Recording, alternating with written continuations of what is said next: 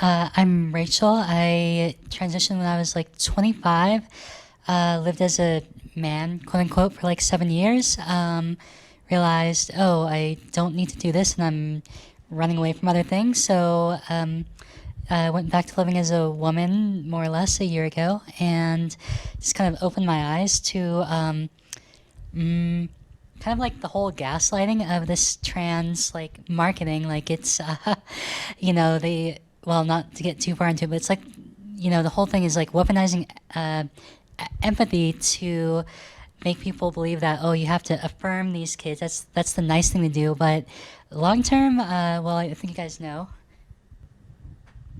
One thing for me, in like female social circles, like I definitely felt like I got cool points for it, and I was already in my 20s, and it's got to be 10 times that when you're in high school. So I feel like almost anything you would say would just fuel it even more, because it's like, oh, this is something you're not allowed to do, and it's kind of risky, so that's more exciting. I mean, and I don't know if this would help, but like one of the biggest reasons I detransitioned was because I realized, oh, like I felt like affirmed in my identity as a quote unquote man when I was with like my female friend group. But then as you get more and more masculine, like they don't see you as a woman anymore, and you start like your brain does literally change. Like there is something different with the hormones. So like any kind of like feelings of like, I don't know, belonging she gets, like within her current social circle, like, and I don't know, just basically imagine losing all those female friend groups, because once you look like a man, like it just doesn't really work the same. So like, I don't know, I'm not really even sure how to explain that to a kid, but like, would you do this if you were like completely like alone by yourself without the affirmation of all your friends? And she'd probably say, yeah, sure I would. But yeah, it's like, people tend to socialize in gendered groups, right? So it's, yeah, just imagine if you like can't like socialize with her current friends because of the way that they see her as like a man like later on. I don't know how better to describe that.